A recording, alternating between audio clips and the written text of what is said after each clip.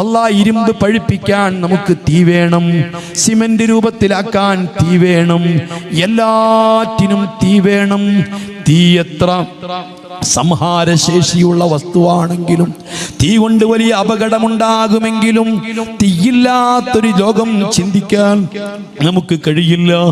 ഇന്ന് എന്തെല്ലാം പുരോഗതികളായ എന്റെയും നിന്റെയും മുൻപിലുള്ളത്. ഈ പുരോഗതികൾക്കൊക്കെ തീയിന്റെ സാന്നിധ്യം ആവശ്യമാണ്. അതുകൊണ്ട് ആദമനും തന്റെ മക്കൾക്കും ഭൂമിയിൽ കാലുറപ്പിക്കാൻ അല്പം തീ കൊണ്ട് കൊടുക്കാൻ അല്ലാഹു തആല ജിബ്രീൽ അലൈഹിസ്സലാമിനെ ചുമതലപ്പെടുത്തുകയാ. ജിബ്രീൽ അലൈഹിസ്സലാം നരകം കാക്കുന്ന മലക്കാകുന്ന മാലിക് അലൈഹിസ്സലാം റസൂലുള്ളാഹി സ്വല്ലല്ലാഹു അലൈഹി വസല്ലം തങ്ങൾ ആ മലക്കിനെ കണ്ടിട്ടുണ്ട്. ആ മലക്കിനെ കണ്ടപ്പം ചോദിച്ചിട്ടുണ്ട്, ഈ മലക്കെന്താ ചിരിക്കാത്തത്? ഈ മലക്കെന്താ ലോഹ്യം പറയാത്തത്? മഹാനായ ജിബ്രീൽ പറഞ്ഞു, ഈ മലക്കെങ്ങനെയാ നരകത്തിന്റെ സൂക്ഷിപ്പുകാരനും പരിചാരകനുമായി പടച്ച റബ്ബ് സൃഷ്ടിച്ച മാലിക് എന്ന മലക്കിനോട് മഹാനായ ജിബ്രീൽ ആദമനും തന്റെ മക്കൾക്കും ഭൂമിയിൽ കാലുറപ്പിക്കാൻ സ്വൽപ്പം തീയെടുക്കാൻ വേണ്ടി റബ്ബ് പറഞ്ഞിട്ടുണ്ട്. എത്രയാ നിങ്ങൾ എടുക്കുന്നത് എന്ന് ചോദിച്ചപ്പോൾ അല്ലാഹുവിന്റെ റസൂൽ പറഞ്ഞത് വിശ്വസിക്കലല്ലാതെ ഈ വിഷയത്തിലൊന്നും മറ്റു അറിവിന്റെ മാപ്പിനി കൊണ്ട് അളക്കാൻ പറ്റുകയില്ല. എന്തെല്ലാം തങ്ങൾ പറഞ്ഞത് നമ്മൾ വിശ്വസിച്ചു. ഈ ഖുർആൻ അല്ലാഹുവിന്റെ കലാമാണെന്ന് നമുക്ക് പറഞ്ഞു തന്നത് മുഹമ്മദ് മുസ്തഫ.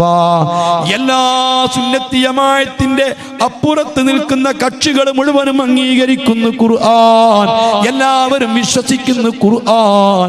ഈ ഖുർആൻ അല്ലാഹുവിന്റെ കലാമാണെന്ന് നമുക്ക് പറഞ്ഞു തന്നത് ആരാ? മുഹമ്മദ് മുസ്തഫ. സ്വർഗമുണ്ടെന്ന് പറഞ്ഞു തന്നത് ആരാ? മുഹമ്മദ് മുസ്തഫ. നരകമുണ്ടെന്ന് പറഞ്ഞു തന്നതും മുഹമ്മദ് മുസ്തഫ. നിസ്കരിക്കാൻ പഠിപ്പിച്ചു തന്നത് മുഹമ്മദ് മുസ്തഫ.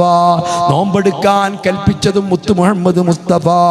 ആ തങ്ങളാണ് പറയുന്നത്, ആദം നബി അലൈഹിസ്സലാത്തു വസ്സലാമിന് ഭൂമിയിൽ കാലുറപ്പിക്കാൻ തീ കൊണ്ട് കൊടുക്കാൻ ജിബ്രീലിനോട് അല്ലാഹു നിർദ്ദേശിച്ചപ്പോൾ മാലിക് അലൈഹിസ്സലാം ചോദിച്ചു, എത്രയാണ് നിങ്ങൾക്ക് വേണ്ടത്? ഖദറു തംറ, ഒരു കാരക്കന്റെ വലിപ്പമുള്ള തീക്കനൽ എടുത്തുകൊണ്ട് പോയാലോ, ഒരു കാരക്കയുടെ വലിപ്പത്തിലുള്ള തീക്കനൽ ഈ നരകത്തിൽ നിന്നെടുത്ത് ഞാൻ ഭൂമിയിൽ കൊണ്ട് കൊടുത്താലോ? മാലിക് പറഞ്ഞു, ജിബ്രീൽ, ഒരു കാരക്കന്റെ വലിപ്പമുള്ള തീക്കനൽ എടുത്തിട്ട് ഈ ഭൂമിയിൽ നിങ്ങൾ കൊണ്ടുവച്ചാൽ ഈ ഭൂമി അതാ കരിഞ്ഞു പോകും. ഈ ഭൂമി പിന്നെ നിലനിൽക്കുകയില്ല. ഈ ഭൂമി മൊത്തം കത്തിക്കരിഞ്ഞ് ചാമ്പലായി തീരും. അത് ഉൾക്കൊള്ളാൻ ഈ ഭൂമിക്ക് കഴിയില്ല. പിന്നെ എത്രയാ? ഖദറു നവാത്തിനൊരു കാരക്കുരുവിന്റെ വലിപ്പമാ വേണ്ട ജിബ്രീൽ. ഒരു കാരക്കുരുവിന്റെ വലിപ്പമുള്ള തീങ്ങാനും നിങ്ങൾ എടുത്തിട്ട് ഭൂമിയിൽ കൊണ്ടുവച്ചാൽ ഈ ഭൂമിയിൽ പിന്നെ പച്ചപ്പുണ്ടാവുകയില്ല, ആകാശം പിന്നെ കനിയുകയില്ല, ഒരു തുള്ളി വെള്ളം നിലനിൽക്കുകയില്ല. അത് വേണ്ട. ജിബ്രീൽ അലൈഹിസ്സലാം ആർത്ത് കരഞ്ഞുകൊണ്ട് ചോദിച്ചു, യാ റബ്ബ്, എത്രയാ ഞാൻ എടുക്കേണ്ടത്? എത്രയാ ഞാൻ ഭൂമിയിൽ എടുത്തു കൊണ്ടുവേണ്ടത്? ഖദറു ദർറ, ഒരു പരമാണുവിന്റെ വലിപ്പമുള്ള തീക്കനല. അണുവിനെയും ഇന്ന് ഭേദിക്കാൻ കഴിഞ്ഞിട്ടുണ്ട്, അംശയിക്കാൻ കഴിഞ്ഞിട്ടുണ്ട്. ആ കാലഘട്ടത്തിൽ ഏറ്റവും ചെറുതായിട്ട് കണക്കാക്കുന്ന ഒരു പരമാണു, ആ പരമാണുവിന്റെ വലിപ്പത്തിലുള്ള ഒരു തീക്കനൽ എടുത്തു കൊണ്ടുപോവുക. അല്ലാഹുവിന്റെ നരകത്തിൽ നിന്ന്, ജഹന്നമിൽ നിന്ന് ഒരു പോയിന്റ് വലിപ്പമുള്ള ഒരു പരമാണുവിന്റെ വലിപ്പമുള്ള തീക്കനൽ എടുത്തിട്ട് അത് 70 സമുദ്രത്തിൽ മുക്കിയതാ. അത് മുക്കിയിട്ട് തീ കെടുത്തി കളഞ്ഞതാ. കത്തിക്കൊണ്ടിരിക്കുന്ന വിറകിൻ കൊള്ളിയിലേക്ക് വെള്ളം ഒഴിച്ചാൽ ആ തീ കെട്ടിട്ട് പുകവാറും പോലെ ഈ പരമാണുവിന്റെ വലിപ്പത്തിലുള്ള തീക്കനലിൽ നിന്ന് പുക പാറുകയാ. ആ തീക്കനൽ ബഹുമാനപ്പെട്ട ജിബ്രീൽ അലൈഹിസ്സലാം ഈ ഭൂമിയിൽ ഏറ്റവും ഉയരമുള്ള ഒരു പർവ്വതത്തിൽ കൊണ്ടുവച്ചപ്പോഴേക്ക് പാറകൾ ഏറ്റുവാങ്ങി അല്ലാ, ചില വൃക്ഷങ്ങൾ ഏറ്റുവാങ്ങി അല്ലാ. 2 കല്ലുകൾ ഒരതിയാൽ തീ കത്തുന്നുണ്ട്, 2 മുളകൾ തമ്മിൽ ഒരതിയാൽ തീ കത്തുന്നുണ്ട്, കാസാവരെന്ന മരം ഒരതിയാൽ തീ കത്തുന്നുണ്ട്. പലതിനും അല്ലാഹു തീ സൂക്ഷിച്ചു വെച്ചിട്ടുണ്ട്. അഫറഅയ്തുമുൻ നാറല്ലത്തി തൂറൂൻ അൻതും മൻശഉതും ശജറതഹാ അം നഹ്നുൽ മുൻശിഊൻ.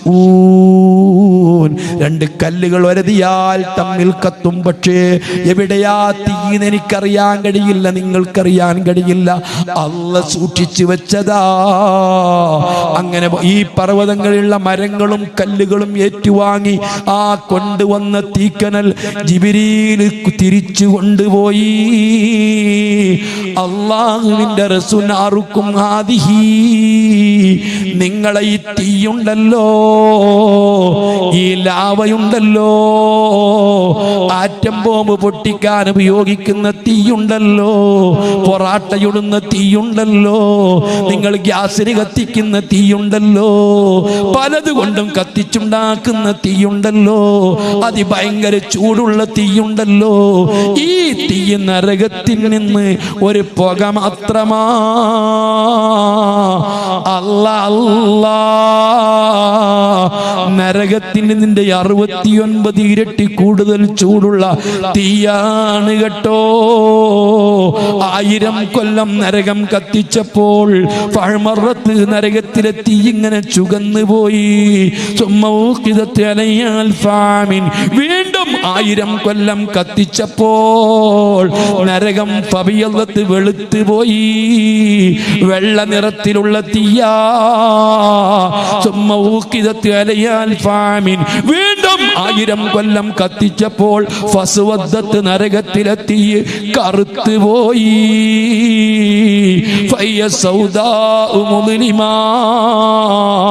നരകം കറുകറുത്തതാ, നരകത്തിൽ കൂരിരുട്ടാ, വെളിച്ചമില്ല, പ്രകാശമില്ല. ദുനിയാവിലെ തീ പോലെയല്ല, നരകത്തിൽ ഏറ്റവും കൂടുതൽ കത്തിക്കുന്നത് വഖൂദുഹന്നാസു വൽ ഹിജാറ, നല്ല ഈ ഗന്ധകത്തിന്റെ കല്ലുകളാ. നരകത്തിൽ കത്തിക്കുന്ന തീ കരിങ്കല്ലുകളല്ല, ചെങ്കല്ലുകളല്ല, മാർബിളുകളല്ല, ഗ്രാനൈറ്റുകല്ലല്ല, മറിച്ച് ജഹന്നമിൽ കത്തിക്കുന്ന കല്ല് ഗന്ധകത്തിന്റെ കല്ലാ. മോനെ, നിനക്കെപ്പോഴെങ്കിലും സൗകര്യപ്പെടുമെങ്കിൽ അല്പം ഒരു കൈകയിൽ കൊള്ളാൻ വലിപ്പമുള്ള ഒരു ഗന്ധകത്തിന്റെ കല്ല് ഒന്ന് വാങ്ങിച്ചു കൊണ്ടുവന്നോ. മഞ്ചേരിയിൽ പോകുമ്പോ, സമാനമായ ടൗണുകളിൽ ചെല്ലുമ്പോ ഗന്ധകത്തിന്റെ കല്ലൊന്ന് വാങ്ങിയിട്ട് നിന്റെ വീട്ടിൽ കൊണ്ടുവന്നൊന്ന് കത്തിച്ചു നോക്ക്. പഴയകാലത്ത് നമ്മുടെ കരണ്ട് പോകുമ്പോ കത്തിക്കാൻ ഇൻവേർട്ടറൊക്കെ വരുന്നതിന്റെ മുമ്പ്, അതുവേ ബാറ്ററി വരുന്നതിന്റെ ഒക്കെ മുമ്പ് നമ്മൾ വിളക്ക് കത്തിക്കാൻ ഗന്ധകത്തിന്റെ കല്ലുപയോഗിക്കാറുണ്ട്. സുബ്ഹാനല്ലാഹ്, ഈ സ്ഥലത്തൊരു കല്ല് വെച്ചുകൊണ്ട് കത്തിച്ചാൽ പരിസരം മുഴുവനും പ്രകാശമാ, അതിന്റെ വല്ലാത്ത ദുർഗന്ധമാ, സമീപത്തൊരാള് നിൽക്കൂല. അത്രയും ചൂടുള്ള ഗന്ധകത്തിന്റെ കല്ല് നരകത്തിലെ വിറകാ. പിന്നെ മനുഷ്യരാ, ജഹന്നമിന് കാലുകളുണ്ട്, ജഹന്നമിന് തലയുണ്ട്, ജഹന്നമിന് നാക്കുകളുണ്ട്, ജഹന്നമ് സംസാരിക്കുന്നുണ്ട്, ജഹന്നമ് ചീറുന്നുണ്ട്, ജഹന്നമ് ചോദിക്കുന്നുണ്ട്. ഇതൊക്കെ പച്ചയായി വിശുദ്ധ ഖുർആനിലുണ്ട്. മുഹമ്മദുർ റസൂലുള്ളാഹ്. നരകം ചെറിയൊരു കുയ്യല്ല. നരകത്തിന് തലണ്ട്, നരകത്തിന് നാവുണ്ട്, നരകത്തിന് കണ്ണുണ്ട്, നരകത്തിന് തുമ്പിക്കൈയുണ്ട്, നരകത്തിന് പിളിച്ചാർക്കുന്നുണ്ട്. നിങ്ങൾക്ക് തോന്നി മതി ഖുറാഫാത്ത് പറയാൻ. അല്ല, വിശുദ്ധ ഖുർആൻ 114 അധ്യായങ്ങളിൽ ഒരു അധ്യായത്തിന്റെ പേര് തന്നെ സൂറത്തുൽ ജാസിയ, ജാസിയ സൂറത്ത് എന്നാണ്. എന്താ കാരണം? ആ സൂറത്തിന് സൂറത്ത് ജാസിയ എന്ന് പറയാൻ കാരണം എന്താ? ഒന്നുമല്ല സഹോദരന്മാരെ, നരകത്തെ കൊണ്ടുവരുന്ന രംഗം മുത്തുനബി പറയുന്നുണ്ട്.